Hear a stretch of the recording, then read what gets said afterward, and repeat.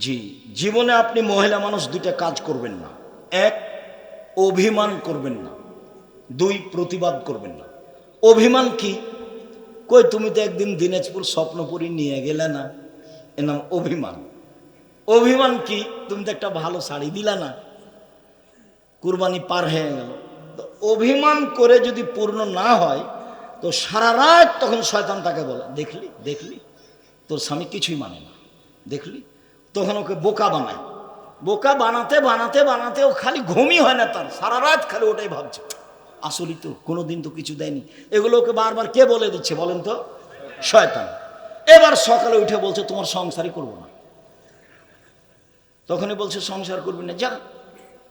তখন বলছে তুই এখনই আমাকে ছেড়ে দে, এই যে এই চলছে এখন। তো একবারে এক পর্যায়ে বলছে এক্ষুনি তালাক দিয়ে দে, মানে বুদ্ধি কমে গেছে, এর মানে রাগ। এখন বলছে যা, তোকে 1 তালাক 3 তালাক 10 তালাক 100 তালাক দিলাম। যখন তালাক দেওয়া হয়ে গেছে শয়তান চলে যায়। 3টা ছেলে, যে তালাক দেওয়া শেষ হয়ে গেলে শয়তান আর নেই, বোঝা যায় না কথা। তালাক দেওয়া শেষ হয়ে গেলে শয়তান চলে যাবে। এখন দেখেন কেমন বিপদ। যদি মামলা করে পরের দিন স্বামী স্ত্রী ও থাকবে এতে কাঠগড়া একদিকে, এ থাকবে একদিকে, আর মামলা তার পক্ষে।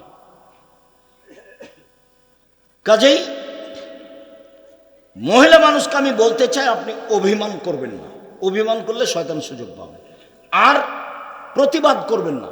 তোমার মা এই কথা বললো কেন, তোমার বাপ এই কথা বললো কেন, এর নাম হলো প্রতিবাদ। করলে শয়তান খেপাবে। আপনি বলবেন যেভাবে আপনি খুশি সেভাবে আমি খুশি, যাতে আপনি খুশি তাতে আমি খুশি। মোটা কাপড়ে আপনি খুশি তো মোটা কাপড়ে আমি খুশি, চিকন কাপড়ে আপনি খুশি তো চিকন কাপড়ে আমি খুশি। আমি আপনার পায়ের নিচে জীবন বিলিয়ে দিতে চাই, আমি নিজে থেকে কিছু বলতে চাই না। তখন শয়তান কোনো কাজ পাবে না, চুপটি লেগে চলে যাবে, এখানে কোনো কাজ নেই। এই জন্য আপনি সংসারে কোনোদিন অভিমান করবেন না আর প্রতিবাদ করবেন না। অভিমান আর প্রতিবাদ করলে সংসারে আপনাকে শয়তান একবারে খেপে তোলে, বোকা বানিয়ে তালাক পর্যন্ত পৌঁছে একটা ঝগড়া লাগিয়ে একটা করে দিয়ে চলে যাবে।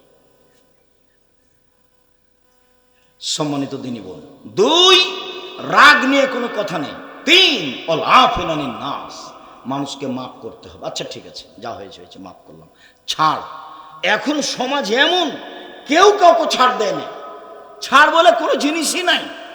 যার কারণে মারামারি, যার কারণে হইচই, যার কারণে গন্ডগোল, কেউ কাউকে মানে না। ও বলছে যে আমাকে নমিনেশন দেয়নি, কেমনে দেয়নি তা দেখে ছেড়ে দেবো, ও কেমনে পায়, মানে ছাড় বলে কোনো জিনিস নাই। অথচ ছাড় না থাকলে সংসার চলবে না, ছাড় লাগবে। অলাফেনের নাস, মানুষকে মাফ করতে হবে। 3টে পথ জান্নাতের, এটা হলো সদাচরণের বড় দিক। 1, ধনী হলেও দান, গরিব হলেও দান। ধনী মানুষ 50,000, গরিব মানুষ 5 টাকা। 2, রাগ দিয়ে কোনো কাজ নেই। 3, মাপ। সম্মানিত দিনী ভাই বোন, সদাচরণ। সদাচরণ এমন একটা জিনিস যা দিয়ে সবচেয়ে দামি জান্নাত পাওয়া যায়। সদাচরণ এমন একটা জিনিস যা দিয়ে সবচেয়ে দামি জান্নাত পাওয়া যায়। আবু মুসা আশারী রাদিয়াল্লাহু তাআলা আনহু বলেন, রাসূল সাল্লাল্লাহু আলাইহি সাল্লাম একদা বললেন, শোনো, ইন্না ফিল জান্নাতে গোরাফ ইরা জাহিরুহা মিন বাতিনিহা বাতিনুহা মিন জাহিরিহা। জান্নাতে এত দামি দামি উন্নত মানের ঘর আছে যার বাহির থেকে ভিতর দেখা যায়, ভিতর থেকে বাহির দেখা যায়, খালি টক টক টক টক করছে। সাহাবীগণ বলছেন, লেমান হাজিহি, আল্লাহ রাসূল এত দামি ঘর কে পাবে? তখন আল্লাহ রাসূল বলছেন, লেমান আলানাল কালামা, যার স্বভাব ভালো নরম সে পাবে, যার চাল চলন ভালো সে পাবে। কই তাহাজ্জুদ দিয়ে পাওয়া যাবে এই কথা তো বলছেন না। যার ভালো চাল চলন সে দামি জান্নাত পাবে। ভালো চাল চলন দিয়ে জান্নাতুল ফেরদাউস পাওয়া যাবে, এমন কোনো ইবাদত নাই দুনিয়াতে যার বিনিময় সরাসরি জান্নাতুল ফেরদাউস, শুধুমাত্র ভালো ভালো চাল চলন ছাড়া। উমামা বাহিনী রাদিয়াল্লাহু তাআলা আনহু বলেন, রাসূল সাল্লাল্লাহু আলাইহি সাল্লাম বলেন, পৃথিবীর মানুষ মনে রেখো, আনা জাইমুন বে বাইতিন লেমান তারাকাল মেরাহ ওয়া ইন কানা মুহিক্কা, কেউ যদি তর্ক ছেড়ে দেয় সত্য হলেও তর্ক করবে না। আব্দুর রাজ্জাক সাহেব এটা বলেছেন, আরে না এটা বলেছেন, আরে না এটা বলেছেন, ঠিক আছে আমি গেলাম, আসসালামু আলাইকুম, আপনার সাথে কোনো কথা নেই। সত্য হলেও কেউ যদি তর্ক ছেড়ে দেয়, আমি মুহাম্মদ সাল্লাল্লাহু আলাইহি সাল্লাম তাকে জান্নাতে একটা ঘর নিয়ে দেব। এক, দুই, অবে বাইতিন ফিরাবাজিল জান্নাহ লিমান তারাকাল কিযবা ওয়া ইন কানা মাযিহ, মজাক করে হলেও যদি মানুষ মিথ্যা কথা না বলে, তাহলে আমি তাকে জান্নাতের মাঝামাঝিতে একটা ঘর নিয়ে দেব। মিথ্যা কথা বলা হবে না। মিথ্যা দিয়ে সমাজ গড়া, এখন সমাজ কি দিয়ে গড়া? মিথ্যা দিয়ে। ধোঁকাবাজ, মিথ্যুক, শয়তান, নিম্ন শ্রেণীর মানুষ। বাপে বলছে যে মিথ্যা কথা বলে পার হয়ে গেছিস বেটা, ভালো হয়েছে, তুই বুদ্ধিমান বেটা। ও হলো ধূর্তু, যে মিথ্যা কথা বলে সে হলো ধূর্তু, চালাক, ও বুদ্ধিমান নয়, ও খারাপ, ও ইতর শ্রেণীর মানুষ, ও নিম্ন শ্রেণীর মানুষ। ওর বাপ যদি ওকে সহযোগিতা করে, ওর বাপও ইতর শ্রেণীর মানুষ। সদাচরণ কি জিনিস তা জানেন। এই ছেলে, সম্মানিত দিনী ভাই বোন, এবার আল্লাহ রাসূল বলছেন, আলাল জান্নাহ লিমান হাসানা খুলুকাহু, কেউ যদি তার চাল চলনকে ভালো করে, আমি মুহাম্মদ সাল্লাল্লাহু আলাইহি সাল্লাম তাকে জান্নাতুল ফেরদাউস নিয়ে দেব। এইবার জীবনে কোনোদিন আপনি মহিলা মানুষ ননদের সাথে ঝগড়া করতে পাবেন না। স্বামীর পক্ষ হয়ে ননদের বিরুদ্ধে মুখ খুলবেন না। ননদ যা বলছে বলছে। জীবনে কোনোদিন আপনি জায়ের সাথে ঝগড়া করবেন না। বড় যা যা বলেছে বলেছে, মুখখান বন্ধ রাখবেন। আর জায়ের সাথে যদি গন্ডগোল হয়ে থাকে, তাহলে আজকেই সব ভোর হতে হতে ক্ষমা নিতে হবে। আমি কি ঝগড়া করেছি, আমি কি ঝগড়া করেছি, আমার বড় যাইতে ঝগড়া লাগেছে, আমি বড় যাই, আমার কি ঠেকা বাঁধিয়েছে, আমি কেন যাবো কথা বলতে, আমি কেন যাবো কথা বলতে। এটি কি ভালো চালচলন হলো? এটা ভালো চালচলন নয়। আপনার স্বভাব ভালো নয়, সেজন্য আপনি এভাবে বলছেন। আর আপনার স্বভাব ভালো নয়, এটা প্রমাণ করে আপনার বাপ মায়ের স্বভাব ভালো নয়। আপনাকে এইভাবে শিখায়নি কেন? শিখানোর দায়িত্ব তো বাপ মায়ের। ওদের দুইজনের হাতে ছেলে মেয়েকে সমর্পণ করা হয়েছে। এক মিনিট, বাপের হাতে সমর্পণ করা হয়েছে, একটু বলি, মায়ের হাতে সমর্পণ করা হয়েছে, একটু বলি দে, আবার ফিরে আসছে বাপের হাতে। মান কানাত লাহু ওয়ালিদা ফাল্লামাহা ফাসানা তালিমাহা ওয়াদ্দাবাহা ফাসানা তাদিবাহা ফালাহু আজরান। কারো যদি কাজের মেয়ে থাকে, নিজের মেয়েকে যদি কেউ বিদ্যা শিখিয়ে দেয়, ভালো বিদ্যা শিখিয়ে দেয়, মানে সব বিদ্যা ভালো নয়, শিষ্টাচার শিখিয়ে দেয়, ভালো শিষ্টাচার শিখিয়ে দেয়। ভালো শিষ্টাচার কেমনে শিখাবেন সেটা আমিও আপনার বিষয়টা ভেবে উঠতে পারি না। কেন? সকালে গেলে আপনার ছেলে স্কুলে গিয়ে বলে, ও কালিমা তোমার আকাশ, ও কালিমা তোমার বাতাস। আমি তো কোনোদিন বলিনি, আমার ছেলে মেয়ে বলবে না ইনশাল্লাহ, কতদিন দেখি চলতে পারি। যার কারণে আপনার বিদ্যা, আপনার প্রধানমন্ত্রীর বিদ্যা, আপনার বিদ্যা, আপনার সমাজের বিদ্যাকে আমি অস্বীকার করেছি। যেই বিদ্যা জাতির কল্যাণ আনতে পারে না। তোমার বাপ ভুল বুঝেছে তোমাকে নিয়ে, তোমার নাকি মেধা ভালো, তাই তোমার বাপ খালি গল্প করে, ছেলে আমার প্লাস পেয়েছে, গোল্ডেন পেয়েছে, তাকে ডাক্তার বানাতে হবে, তাকে ইঞ্জিনিয়ার বানাতে হবে, অনেক পয়সা খরচ করেছে, তো বিদেশ থেকে পড়াশোনা করে এসেছে। তারপরে ও ওষুধ লিখেছে, তো যে কোম্পানি তাকে টাকা দিয়েছে তারই লিখেছে। ও জানে যে এর চেয়ে ভালো ওষুধ আছে। তো এইবার বলেন, আপনি ভালো না আপনার বাপ, আপনি ভালো না আপনার ছেলে ভালো? ধোঁকাবাজ, বাপ বেটায় ধোঁকাবাজ। চাঁপাইনবাবগঞ্জের ভাষাতে আমও গেল, ছালাও গেল, কাঁদতে কাঁদতে দুই চোখও গেল।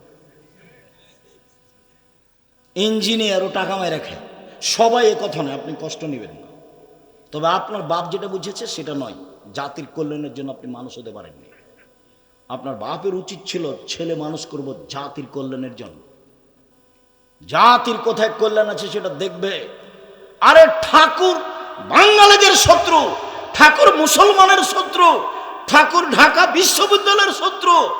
যেদিন মুসলমান ইংরেজদের হাতে লাঞ্ছিত, মুসলমানের যেদিন জেল হাতে ইংরেজের হাতে, সেদিন ঠাকুর লন্ডনে মুছ পাকায়।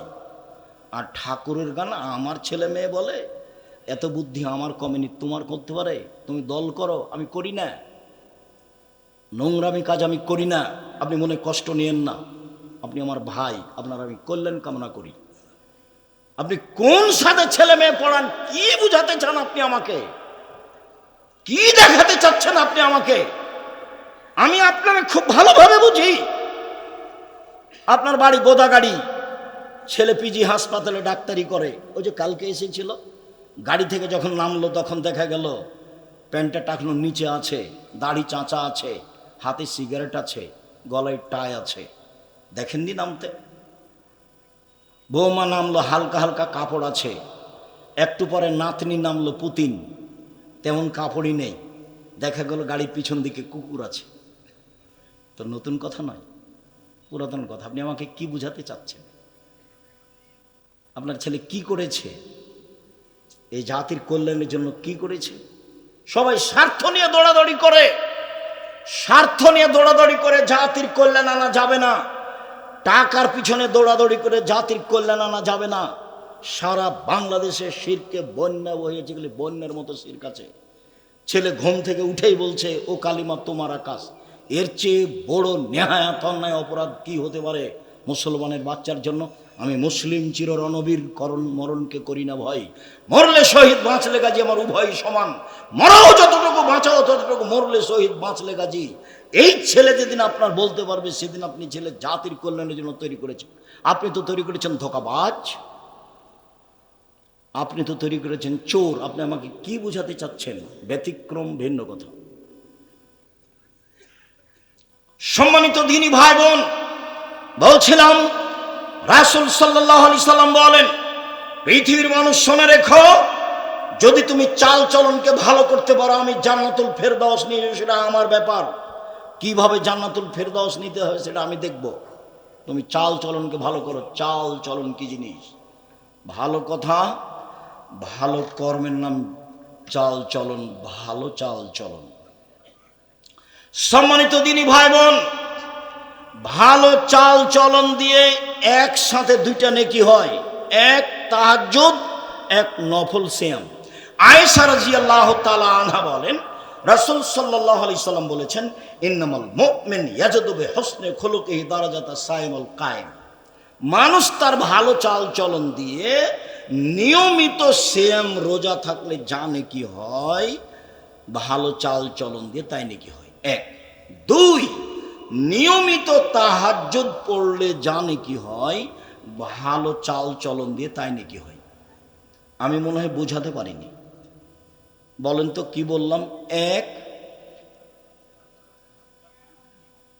নিয়মিত রাতে তাহাজ্জুদ পড়ে যত নেকি হয়, ভালো চাল চলনে তত নেকি হয়। দুই, নিয়মিত রোজা নফল সিয়াম থেকে যত নেকি হয়, ভালো চাল চলনে তত নেকি হয়। দুইটা, এদিকে একটা, একটা ভালো চাল চলন, এদিকে এই দুইটা, দুইটাই বড় বড়। ভালো চাল চলন কি জিনিস? কার সাথে আপনি ভালো চাল চলন করবেন?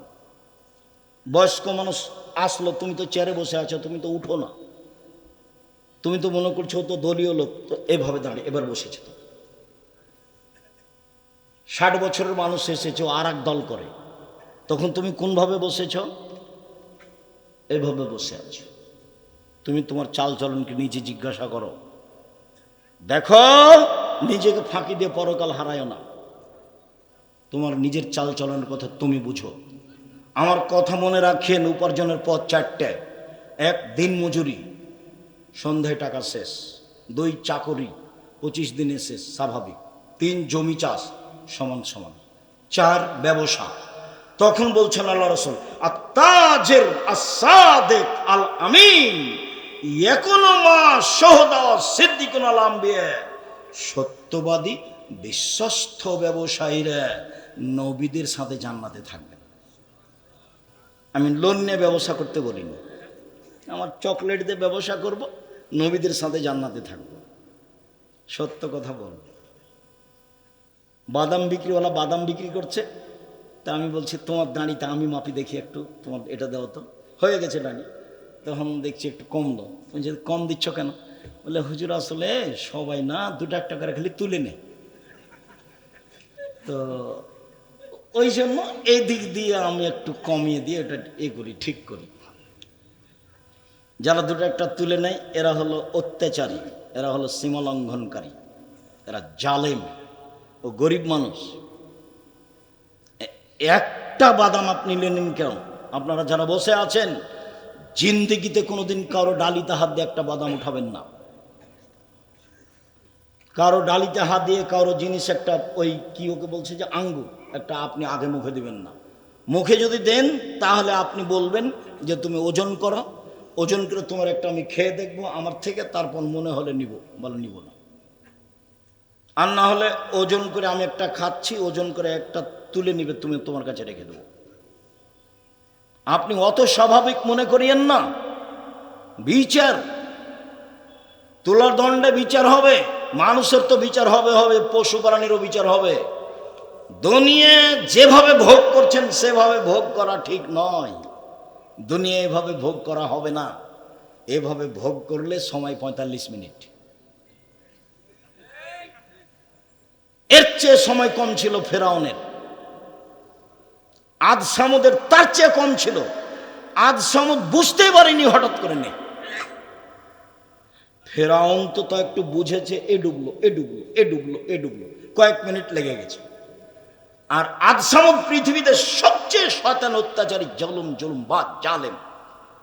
ও বুঝতেই পারেনি কিভাবে ধ্বংস হয়ে গেছে। আর ফেরাউন কয়েক মিনিট বুঝেছে, আর আপনাদের 45 মিনিট। জুলুম করে এক সন্ধ্যা বাঁচার চেষ্টা করিয়েন না, ফল ভোগ করতেই হবে, আজ হোক আর কাল, আজ হোক আর